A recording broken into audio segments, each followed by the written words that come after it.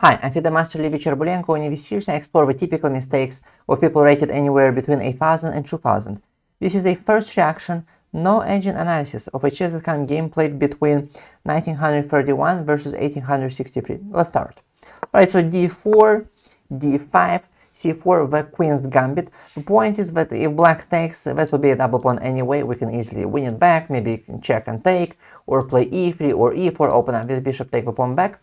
So we get easily the pawn back, but then we take the center. We take the center over, right, with d4, e4. So it's not really worth it usually for black to take, right? So it's very key that black keeps a pawn in the center. That's why they should not play a move like knight f6. Why? Because when we take, and if we take back with a piece, we play e4 and thus control the key small center. So it's very key for black to always keep a pawn in the center, to play a move like e6 or c6, so that when we take, they always take back with a pawn, and thus controlling this absolutely key e4 square. Because if white can play e4, white usually gets the initiative, the advantage. So black has to control e4 is very key. So black played e6. Okay, so this is called the queen's gambit declined. Black declines the gambit. Okay, knight c3 developing the knight. Knight f6 developing the knight as well. Bishop g5 makes sense, pinning the knight, thus putting even more pressure on the d5 pawn. I mean, now the threat is just like, maybe like take, and then, if they take, we can like take the knight, and if we take the queen on f6, we just take the pawn on d5, but if they play gf, then we damage their pawn structure, right? So that's like the immediate threat. Maybe also potentially play e4 as well, or simply play e3, and we put the bishop first outside the chain, then we close the chain with e3, and then we can open up, develop this f1 bishop. So it's typically not a good idea to play e3 with a bishop on c1, because then the bishop is blocked. So that's a typical idea, to play bishop g5. Okay, let's see, knight b2 d7. Yeah, this is this is a devious trap from black. You'd think, oh, black has to play bishop e7, which this is also a good move, right, to unpin. So you think knight b d7 is a mistake. Now the knight's pinned, so white can just win the pawn on d5, right?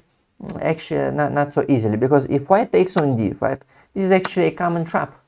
So if white takes twice on d5, black actually takes on d5, sacrifices the queen, but the point is that after bishop d8, black has this key move, bishop b4 check. Now it has to play queen d2, the only move. Then black takes, and then king d8, and black is what, I believe, up a minor piece. Black's completely winning. So remember this idea, this is a typical trap, typical trick, okay? So you should not take twice, you can take once, but you should not take twice, okay? Okay, pawn to e3, yeah, that's okay. Now see, already now black has to play bishop e7, why? Because now already e d6, knight takes d5 is a threat, because after knight d5, bishop d8, bishop b4 check, white has king e2. So now already it is a threat. Okay, bishop e7, knight f3, okay, castles. Rook to c1, okay. There is normally two ways you can play this kind of positions, okay? Two ways. You can either take on d5, which is called the exchange variation, or you can keep the tension. Both make sense. Now let's quickly look at if you take on d5. So this is called the exchange variation. So you can take on d5. They take on d5. Then you could, let's say, develop the bishop, right? Put it on this gray diagonal. They might play, let's say, c6, strengthening the pawn center. You, let's say, castle. They could go rook to e8, activating the rook, right? Queen to c2, connecting the heavy pieces, plus putting some pressure on h7. Knight f8, remember this typical idea, rook e8, knight f8, typical idea. They activate the rook, they open up their bishop, they defend h7, and potentially they could improve a knight to either e6 or g6. So this is really a typical idea for black. And now actually white has a good move. I'd recommend your h3, typical idea, to prevent bishop g4. Because, this knight guards our king, guards the h2. So sometimes in the future they might play like bishop maybe d6 and start attacking our king. And for that they would need bishop g4, right? To make our knight go away to like d2 or something. And then h2 might become weak, right? Their bishop on d6 might become dangerous. That's one thing. Another thing is more strategical. They could potentially play bishop g4 and then bishop h5 and then bishop g6, then trade against our best bishop. Because their c8 bishop is the worst, if you look at their pawn structure. And so this would be not maybe the best trade for us, right? To allow them to trade our bishops. So it's really a good move. Now, this structure, if you look at black's pawn structure and ours, like this specific pawn structure, is called the the Carlsbad structure, the Carlsbad pawn structure, or sometimes it's also called the orthodox structure. So the Carlsbad structure or the orthodox structure. Now, the best plan for white in the Carlsbad structure or the orthodox structure is actually what's called a pawn minority attack. It is rook b1, b4, b5. Pawn minority attack. So we use the c6 pawn hook to weaken him. Basically, the point is that when your opponent has an advanced pawn, you want to make a pawn break through it, and once you create a weakness, you put pressure on it. And so then black has a couple of choices. So after we play rook b1, b4, b5, they can, for example, take on b5. If they take on b5, we take whatever way we take. Then we open up our b file, and then the d5 pawn becomes weak and isolated. So that's bad for black. Another scenario is we take on c6 and they take, let's say, with a bishop or some other piece. It is the same as the first scenario. The third scenario is when we take on c6, they take back with a pawn. In that case, yes, we no longer have a weak isolated d5 pawn, but they have a very weak backward c6 pawn. That's also bad, right? So then we can put more pressure on it. We can play rook f2 c1, right? Putting pressure like that. Play knight e5, play maybe queen a4. So the c6 pawn will forever be weak. And so it's also bad. It might also sometimes even actually be worse for black. Why? Because in this case, if we win the c6 pawn, we most likely then will also win the d5 pawn. So we can actually win 2 pawns. Also, the c5 square is weak. The square right in front of c6, because they can never play b6 or d6. And so we have it just like knight a4, knight c5, and have a great outpost for a knight. So it's also bad. And finally, what? They can play maybe sometimes after b5, c5. But then, I mean, we just take on c5 and play like rook d1, and so again they get this weak, isolated d5 pawn, and also a great d4 outpost for our pieces. Yeah. So either way is bad for black. So I'd recommend actually this system. The plus of this system, it is like very risk-free. It's like less complex, but because it is less complex, it's also like more risk-free for white. It's like easy, like you just need to know this pawn minority attack idea, right? And it's very easy to play, Whereas if you try to go for the second system is not to go CD, is to keep, you know, the pawns like this, and the second system would be at some point to try to go for e4. That's the second system, but it's more complex. And because it is more complex, you can't really play so easily like on autopilot, and also like easier to make a mistake and to mix things up, you know. So, but it's also fine. But I'd recommend that you take and keep it simple. Rook to c1. Now, why rook to c1? Here's the point. Now, why doesn't white just develop? Why doesn't white just play like bishop d3, you know? Because this is like a common theme here. See, black at some point probably want to take on c4, but the point is that they wait for white to first move the bishop once and then take on c4. So, see, if white plays now bishop d3, they moved it once, now black takes on c4 and white takes, and basically white took the pawn into tempo. Basically, white lost one tempo. That's why white did not play bishop d3 here, because they're waiting for black to take on c4 and then take it in one tempo. They do not want to lose one tempo. That's why the name of the game here is like a useful, strategically useful waiting move. Okay, it's like a cat and mouse play, you know, like we're waiting like for him to concede, to take first. And so really white needs to find here a useful strategic move. So rook c1 is a pretty good move. Why is that? Well, we activate the rook, but also we anticipate that the game will open up soon.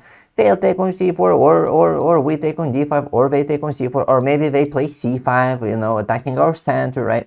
Attacking our center. Either way, the rook on the c5 will be very useful. So this is actually, this sometimes is called the mysterious rook move sometimes, right? When you put a rook, it's not clear why, but you put it preemptively because you can foresee that in the near future, or sometimes even more distant future, a file will open, you know, and so it will be useful.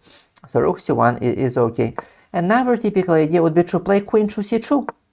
Also, you know, like it's quite useful, putting pressure on h7 potentially, you know, but the key idea would be to play rook d1. Now, in this kind of positions, d1 is also very good for the rook, because again, either they take or they play c5, which is very common, and when we take on c5, the center will open, the d file will definitely open, and then our rook will be very useful on the d file against his queen, and just on the central d file in general. Yeah, so this is also very, very typical. I probably, like I said, I would prefer to take on d5, right, like I said, but if I were to opt for this option, you know, like not taking, I'd probably prefer queen c2, rook d1. I think I like this one more, like to put the rook against his queen, you know. And like the d file is even more central than the c file, right? So I think I'd prefer this move. But rook c1, the plus of rook c1 is that ideally you want a rook on d1, but ideally you want to put the king side knight on the d file to have two rooks, right, on the c file and the d file, rather than like one rook on the king side and one rook on d1. So that's the plus of rook c1. But yeah, okay, rook c1 is fine.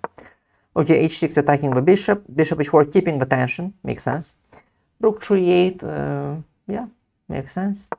Bishop to d3. So white finally concedes. Yeah, that's another thing. You cannot always, like, there's only so many useful waiting moves you have. Like, at some point you run out of them, right? Like, okay, rook c1 or queen c2, or sometimes we play pawn a3, maybe to prevent bishop b4 stuff. But you can only play so many moves. At some point you have to move a bishop, you know. So the point is this. Yes, if they take, you lose a tempo, but it's okay. It's worth it.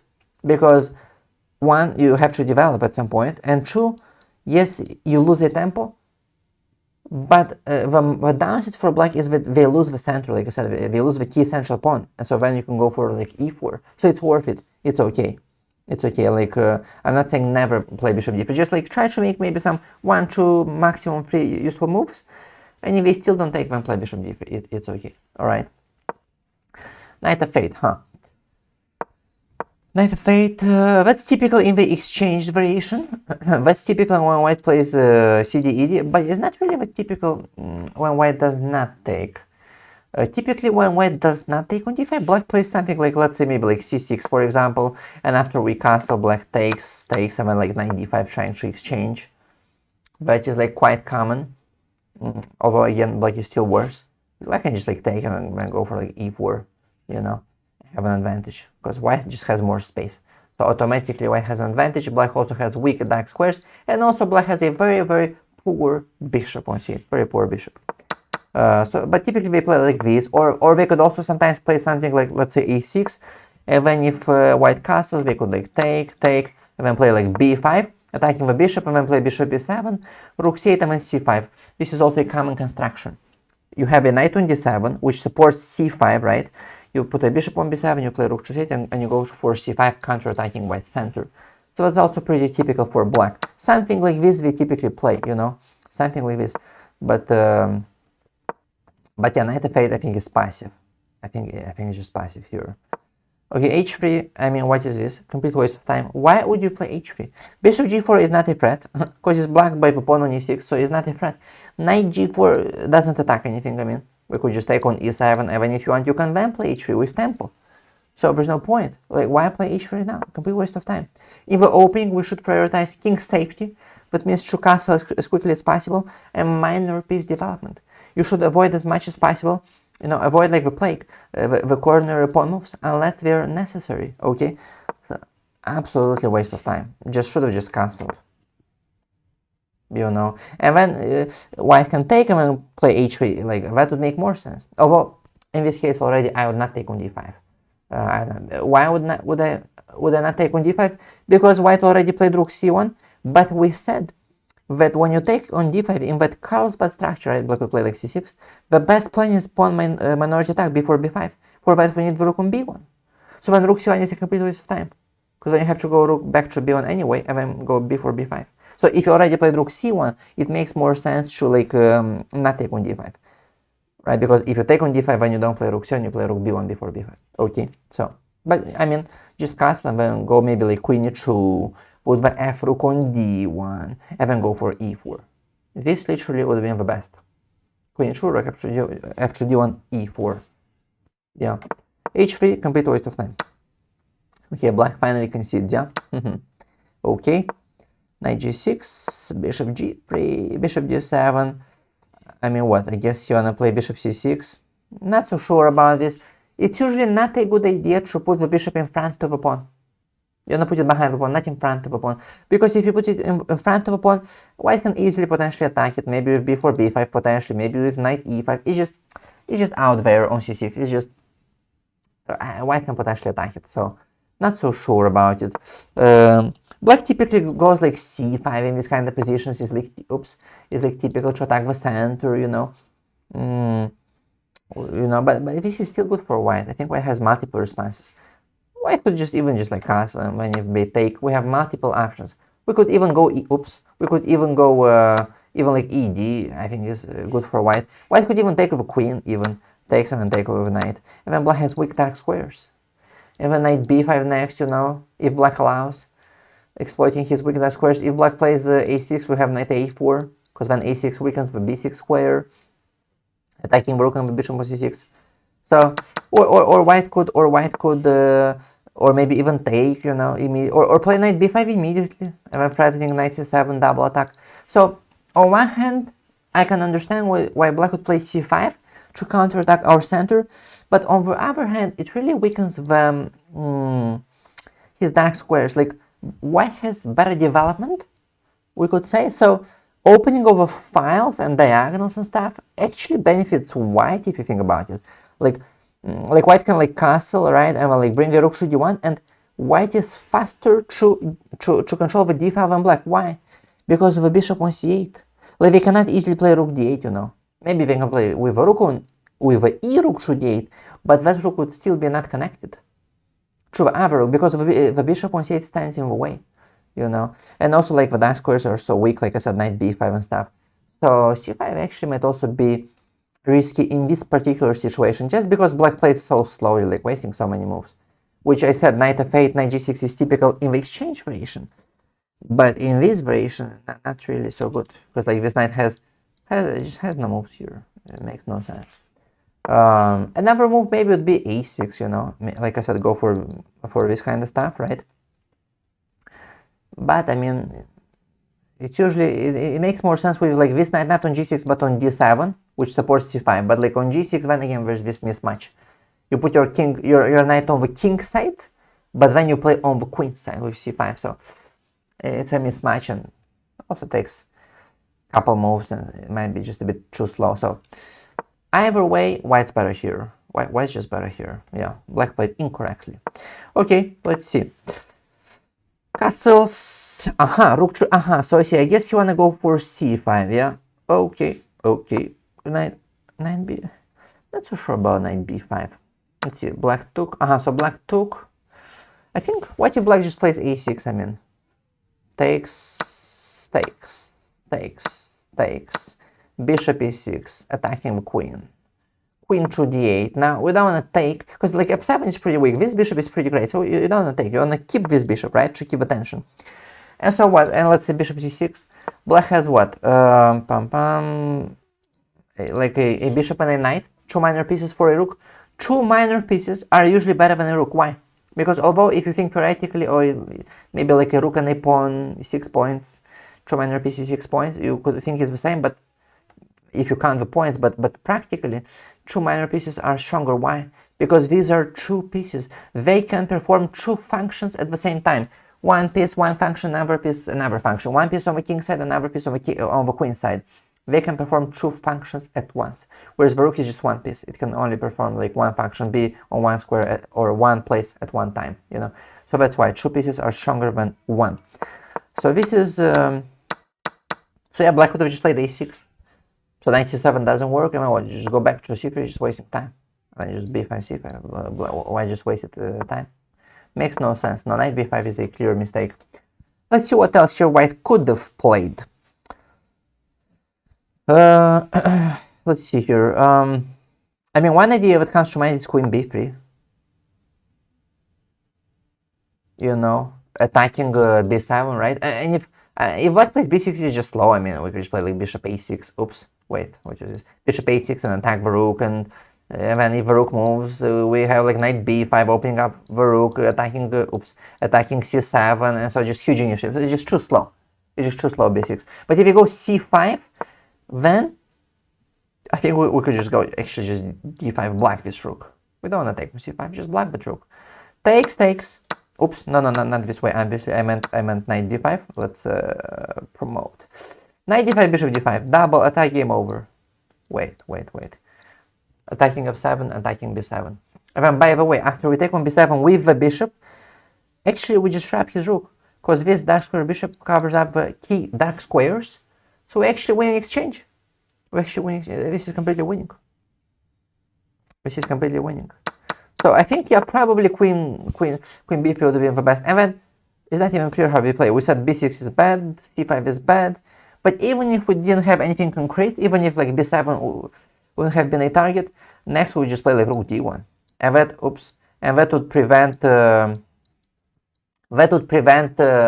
c5 even more, because then we could like just take and activate our rook, or still play d5. We should still open up our rook, right? We have massive exchanges and then still open up our rook. So this probably would have been the best move for white.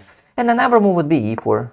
Also not bad, right? c5, we could just play like d5 takes. And then now either take with piece, which is also good, or play ed and then play like d6, open up our bishop still, and get a great passer, great supported passer on d6, and get lots of space. So, yeah, knight b5. See, so in these kind of positions, look for moves like this. Knight b5 is just too passive. Yeah, just a6 you could play. But here, bishop b5, yeah, not the best. That gives white the power of two bishops. Okay, c6 here, yeah, now white has an advantage, because white has the power of two bishops. Nice pawn center, yeah, white is better here. Knight d5. Yeah, not so sure about this. I mean, this knight, potentially white could take it. I think black should have played like knight f8. It looks bad, looks conservative, looks passive, but it controls h7, because white can potentially play something like this. And so the knight on f8 really is not so bad, because it covers up h7. On the other hand, see, the bishop-queen battery is a tactical idea, but on the other hand, white could play positionally on the queen side, in the center, like knight e5, and then knight f8 is good tactically against queen h7 checkmate. But if white plays positionally, then actually you could say knight f8 is very bad, because it's too passive. It just doesn't participate in the center of the queen side. And so it's very bad for black strategically, if white plays strategically. And so, yeah. It's just bad for black. Yeah. Okay, knight d5. So bishop g6. I see, damaging black's pawn structure. So there's always this like, it's like double edge. There's always this choice, you know. You can take, you give up your power of two bishops, but you damage his pawn structure, or you keep a bishop, you don't damage his structure, but you keep a power of two bishops, especially the power of a light squared bishop, because it has no counterpart. So it also, I think, would have made sense to keep the bishop. Yeah, I think also it made sense. But bishop g6 also makes sense for sure, because now, I mean, his king is weaker, g6 is a weak double pawn, e6 also, by the way, very weak isolated pawn. Also now e5 is very weak, because there's no more pawn on f7, they can never play f6, e5 becomes very weak. So this, I think, makes a lot of sense actually for white. Yeah. Okay, knight e5, good move, attacking the pawn. g5, yeah, now, I mean, his king is so weak, the light squares are so weak. White has a beautiful knight, beautiful pawn center. Black has the e6 pawn weak, potentially b7 pawn might become a target. It's just everything is bad. Okay, queen to c2. Yeah, queen to c2, queen b3 would be another idea, pressuring b7. e4 would also make sense, right? Attacking the knight, maybe knight f6 and then queen b3, actually double attack. Not so clear how do they defend both pawns at the same time. Yeah, looks pretty good for white. Yeah, queen g4, I guess we can just play bishop d6, right? And then knight f6, so maybe not the best, but queen h5 would have been interesting. Threatening moves like this, or queen g6 infiltrating like this. Also would have made sense. Multiple moves. But okay, queen to c2, I guess threatening this. And then either here, or knight f7, and then knight h6. Yeah, this is also not bad. Okay, bishop f6, queen to g6. Bishop takes e5, beautiful bishop. This is an ideal bishop. This is very, very good for white. White has clear advantage here. Yeah, very good pressure against the king. Knight f6. Okay, rook to c2. I mean, wait, why would white play rook to c2? I mean, what's the point? I think it's too slow. You should focus your attention where you're stronger, where your attack is. What does rook to c2 have to do with our attack here? So my point is, when you attack Focus all your attention on that, you know, on like that attack, on that part of the board. But doesn't mean be blind, no. See the whole board. But typically you want to focus on that part of the board, right? Typically. And so here we should think, how can we need more resources, How can we engage more pieces on the side of the board? How can we increase the pressure? Not rook c2, but how can we engage this rook? I think f4 actually would be the best. I think f4 is just very good for white. Just always look at pawn breaks. When you attack, always look at pawn breaks. Pawn break, pawn break. Your opponent has an advanced pawn. Pawn break, pawn break. Open up your rooks. Open up your rooks. f4. If he doesn't do anything, we just take. Game over. If he play g4, we just take. Basically, we have to take. It's the only move. Take with the rook. Nothing to take. We can move the knight, because then if we move it, it's just checkmate on g7. We have to play rook f8. Rook f1. If we move a knight, it's just checkmate on g7. If you don't move a knight, we just take the knight. Game over. So I think white is just completely winning.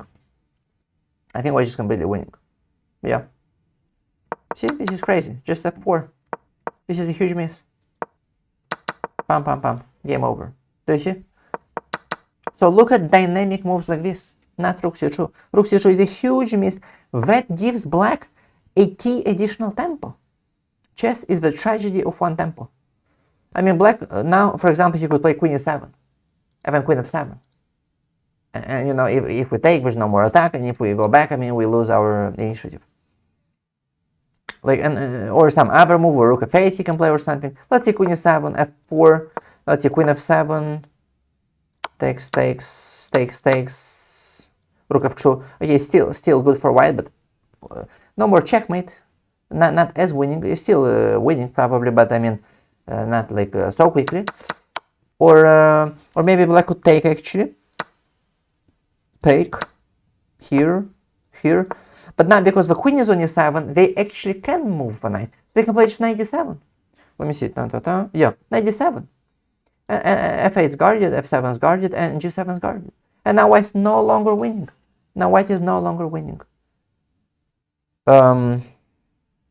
Unless actually I think I've seen now a brilliant move. I think bishop d6. Here. Takes. Fighting checkmate. So we have to go at like queen f8. But I mean, so now if we take the queen versus knight f8, it's still not completely winning.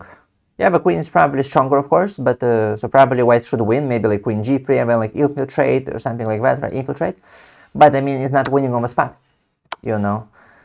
We can obviously also take the rook, right, and still have this absolutely great pressure, you know. And also, by the way, the e6 pawn is weak. Also, probably, yeah, very huge advantage, but it's not like winning on the spot. There's like still chances we can mess it up. So you see my point. Like in that line, it was winning on the spot. Here, no. But plus, like white needs to see it. But you get my point. You give black an additional tempo with rook c2. Don't make slow moves. When you have an initiative, each move should be dynamic. Each move should be attacking. You should not give your opponent time to consolidate, time to breathe. Okay? So, yeah, rook c2, huge mistake. This is crazy. What? Oh my god. What is going on? I mean, just queen e7. Queen e7 would make way more sense. Or rook f8, or probably queen e7 the best to cover up the g7 square. Insanity. Insanity. Yeah, I mean, just and black resigned. Yeah, white's completely winning. Yeah, this was crazy. Yeah, alright, I hope you enjoyed this video. If so, like, comment, subscribe, and I'll see you in the next one.